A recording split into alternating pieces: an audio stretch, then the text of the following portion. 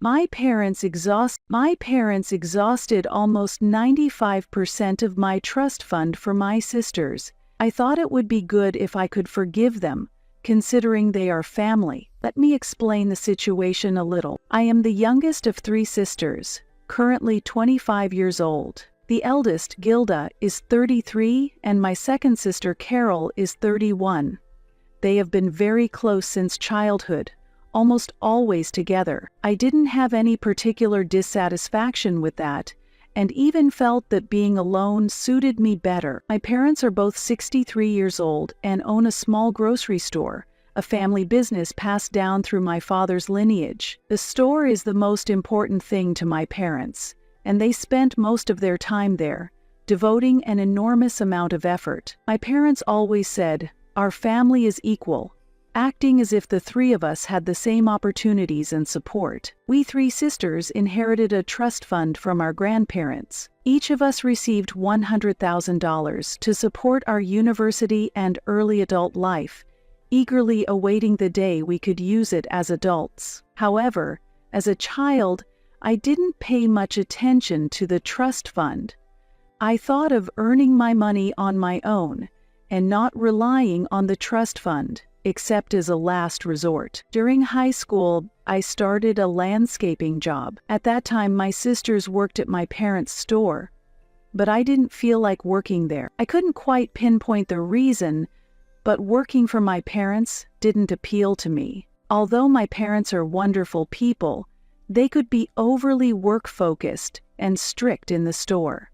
I also wanted to earn money on my own terms, rather than as the boss's child. The landscaping job suited me because I could work outdoors and stay active without feeling stifled. Over the years, I saved $220,000 from that job. It wasn't a fortune, but I felt great satisfaction knowing it was all earned through my own efforts. Meanwhile, Gilda and Carol spent their trust funds completely within a few years. After graduating high school, they both went to university but dropped out midway. They enjoyed traveling for a while and eventually returned home with children. The money left by our grandparents ended up being detrimental to them.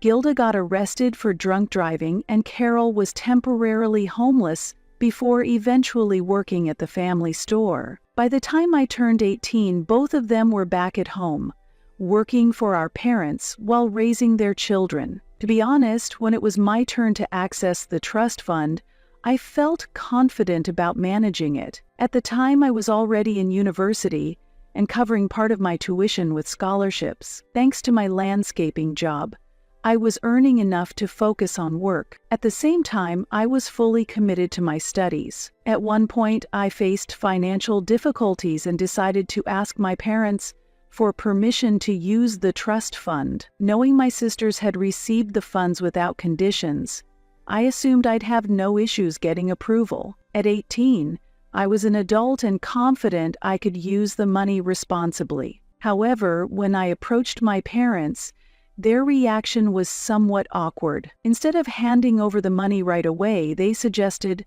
"Let's discuss this at dinner with the whole family." They didn't explain why, and simply told me to wait. At that moment, an uneasy feeling crept into my chest. Still, I reassured myself that my parents were just being cautious and responsible, wanting to confirm the details carefully. That evening, the whole family gathered for dinner. My sisters each brought their children, and the room was filled with the presence of everyone in the family. However, from the moment we sat down, I noticed that something felt different.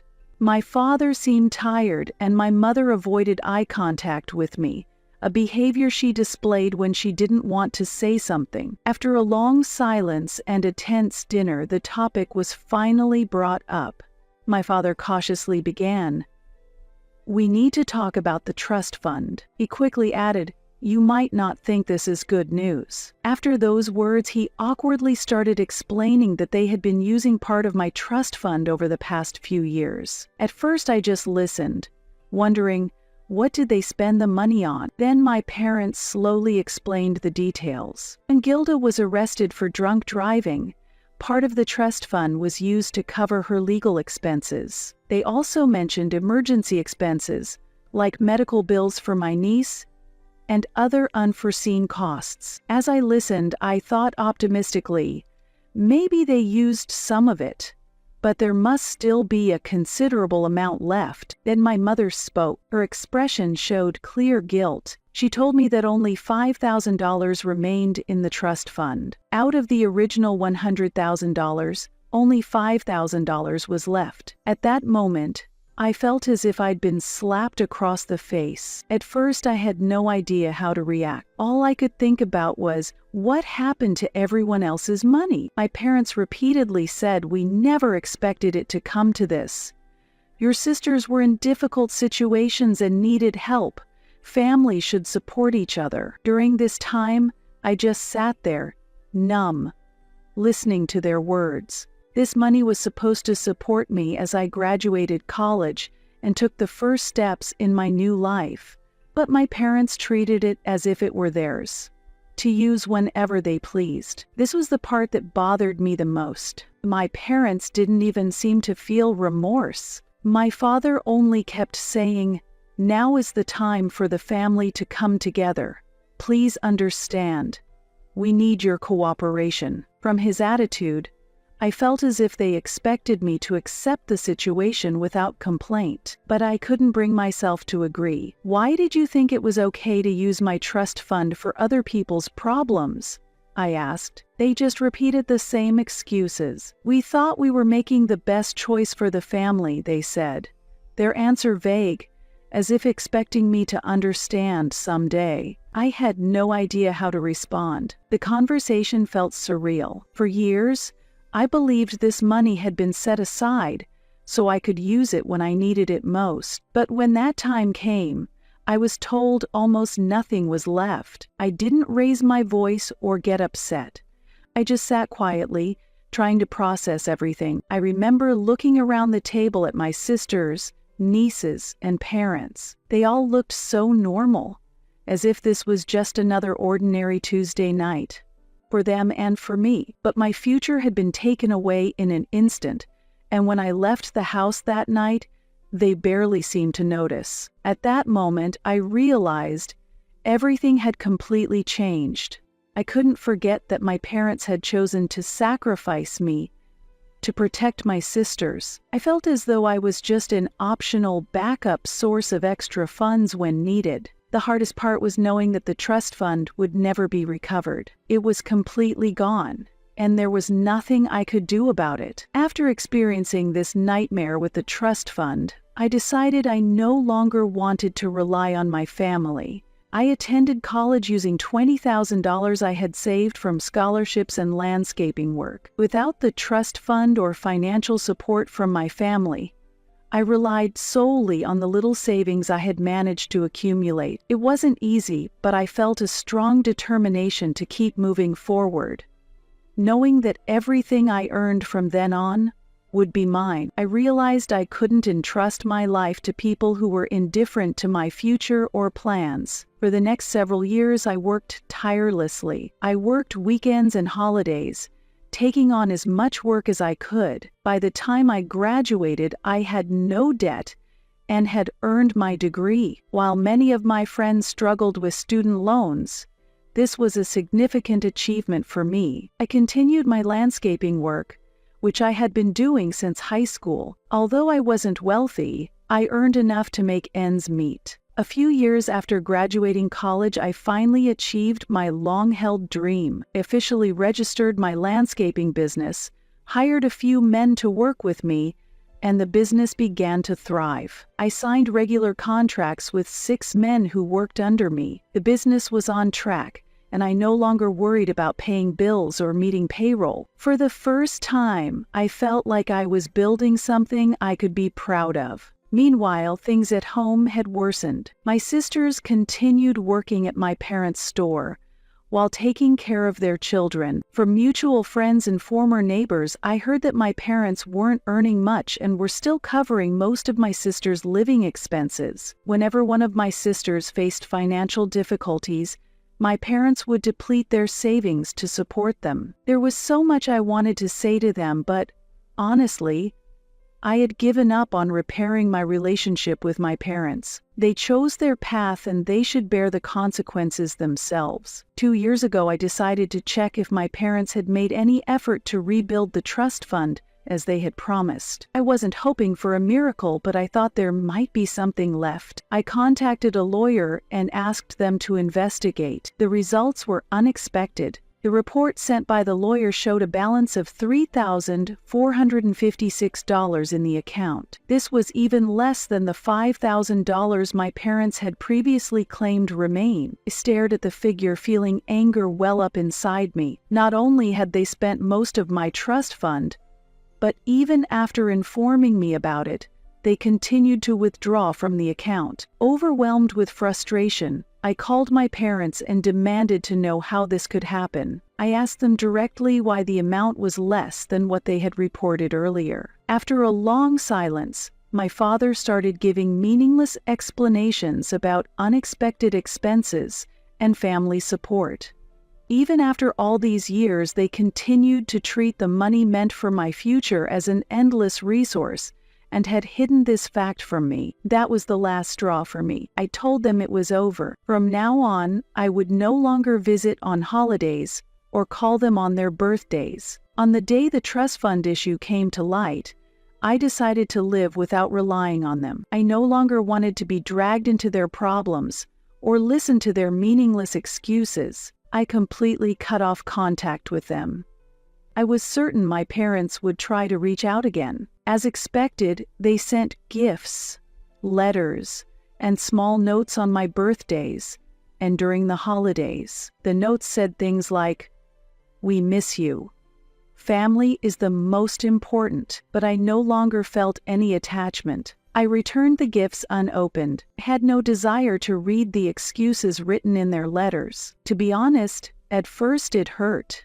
I often thought about calling them to tell them how deeply they had hurt me, but I knew nothing would change, and they would just repeat the same excuses, leaving me feeling even more drained. So I simply let time pass and immersed myself in work, focusing on my daily life. Having built a life for myself without them, I felt it was enough. I no longer needed them in my life. With a stable business and solid savings, I finally felt like I had control over my life again. And sometimes, I wondered what my grandparents would think if they knew. That money was meant as a gift to build my future, an opportunity for a better life. But my parents chose to use it for my sisters instead of me, and it went to waste. Still, I could say my life was moving forward smoothly, and I had accepted the reality that I would never see a single dollar of that trust fund. I thought I had been managing without the trust fund, but an unexpected discovery was made by my fiancé. We had been together for several years, and he fully understood the trust fund issue and my family troubles. He had supported me from the beginning and was considerate of what I didn't want to deal with. I believed he had no connection with my family, but one evening, he told me something shocking. It seemed he had secretly been in contact with my family. My initial reaction was pure astonishment. As I stood there in shock, he sat me down and began to speak slowly. He revealed that a month ago he reached out to my family through Facebook. He had been thinking about how he might help mend our relationship. The most surprising part was that he had kept this a secret from me. He confessed that he was worried I might get angry and end the relationship if he told me. That's why he had kept it hidden for an entire month. He even met my mother in person at a restaurant. He said he was moved by their conversation. My mother cried as she talked about how much she missed me and how badly she wanted to attend my wedding. I just sat there, quietly listening to his story. I tried desperately to understand why he had done this behind my back. He kept repeating, "I did it for us." He said he didn't want me to continue having this kind of relationship with my parents. I understand that he values family deeply. I also know that he comes from a close-knit family. He has never experienced the kind of treatment I've endured from mine. so he didn't know what else to do. I understand that he was trying to help, but what bothered me most was that he had kept it a secret for an entire month. I wanted him to trust me enough to tell me, but he was so afraid of damaging our relationship that he chose to remain silent. The night before the wedding, my mother called him, pleading for his help in reuniting the family. She repeatedly said how much she missed me and that she wanted to be there for an important moment in my life. He struggled deeply with this, regretting that he had kept it a secret, but he was afraid I might cancel the wedding if he told me. Through tears, he apologized. Later, his parents called me, asking me to forgive him. His father, who had supported me since the first time we met and treated me like family, spoke with sincerity. Over the phone, he told me how important I was to his son and that he couldn't bear to see us break up. He also said that he thought of me as a daughter. Those words deeply shocked me. I had always felt closer to his family than to my own, and hearing that from his father made me reconsider. And so I decided to forgive him. While I understood his feelings, I made it clear that I didn't want to be dragged into family issues anymore. He respected my wishes and promised never to contact my family again, agreeing that I should handle the situation myself. However, this incident reopened wounds I had buried for years. Just as I thought I had moved on, my family reappeared in my life, and my sisters wasted no time taking advantage of the opportunity. They showed up at my workplace with their nieces in tow. Although they acted polite, I couldn't tell if they were genuinely happy to see me or if they had another agenda. They started talking about how much they had missed me and reflected on the mistakes they had made. They seemed genuinely remorseful, and their pain came through clearly. It wasn't out of malice toward me. They explained that they were still young at the time and hadn't thought through the consequences of their actions. However, they admitted that being young wasn't an excuse and that they should have acted more responsibly as adults. Then the nieces asked why I had stopped coming around. They looked at me with curious, innocent faces, leaving me feeling as though I had abandoned them without reason. In that moment, the emotional guilt directed at me pierced deeply into my heart.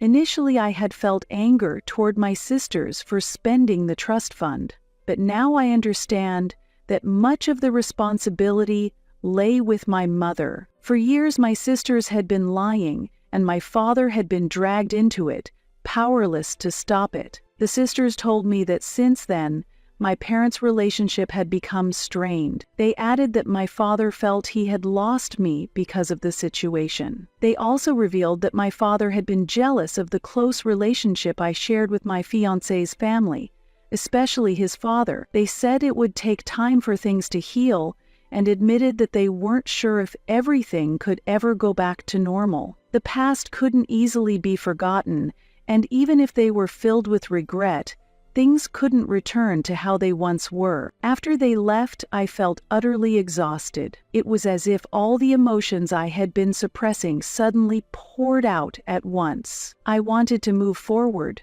forget the past, and forgive them. Yet I still couldn't fully forgive them for what they had done. I thought that if they returned the trust fund that I was supposed to receive, I might be able to forgive them. While I was lost in these thoughts, I received a message from my father. He asked to meet with me alone. He also wrote that, even if it was too late, there was something he desperately wanted to tell me. I still harbored doubts, but I couldn't stop myself from wondering what my father wanted to say. I decided to meet him and headed to the designated location. The location was far from the family store. When I arrived, I saw my father and was slightly taken aback. He looked completely different from before, with the fatigue of aging etched across his entire being, as though he had lost his former energy and vitality. After we sat down, my father began to speak. He explained that he had discovered my mother was using my trust fund without permission and had confronted her about it. However, he chose to protect her, fearing it would destroy the family. He repeatedly insisted that he knowingly chose to stay with her, even if it meant losing my trust. Regret was deeply etched in his expression. He even admitted honestly that he had been jealous of my relationship with my future father-in-law. He acknowledged that, in moments where he failed to act, my fiancé had stepped up in his place, earning my trust. Shortly after, my father broke down and began to cry. It was the first time I had ever seen him cry. It felt as though he carried the weight of not wanting things to end this way. I told him, "I don't hate you. I've moved past the past and there's nothing you owe me anymore." I explained that the debt he thought he owed me had already been settled, and since the trust fund wouldn't be restored, I had no intention of holding on to resentment. At the end of our conversation, I suggested having dinner with my sisters and nieces. However, I made it clear that my mother was not welcome. This was about the years of betrayal my mother had inflicted on my father and the wounds she had caused us. Naturally, word of this reached my mother. I had anticipated she would find out eventually, but honestly, I didn't care at the time. My mother called me, cloaking her apology in an attempt to rebuild our relationship. I told her, "If you truly wish for that, start by returning the $100,000 you squandered without anyone knowing." Hearing this, my mother fell silent. During our final phone call, she repeated the same old excuses. "It was for the family, for the sisters," she said. But I was no longer the same person. I replied calmly, "Understood. In that case, we'll proceed with legal action." I could hear her gasp audibly over the phone. "What do you mean?" "I've consulted with a lawyer and reviewed all the records. I know exactly how you withdrew money from my trust fund and where it went," I continued. What stood out the most was not just the $5,000 initially reported, but the additional $1,500 that disappeared afterward. "Can you explain that?" After a long silence, my mother said in a hoarse voice, "It was. For you, that's enough." I interrupted her calmly. "You'll receive court documents next week. We're seeking $95,000 in damages, plus compensation for emotional distress." As expected, news of the lawsuit caused a significant stir within the family. The first to contact me was my father. "I want to tell you the truth." Fatigue was evident in his voice. "It was all your mother's doing.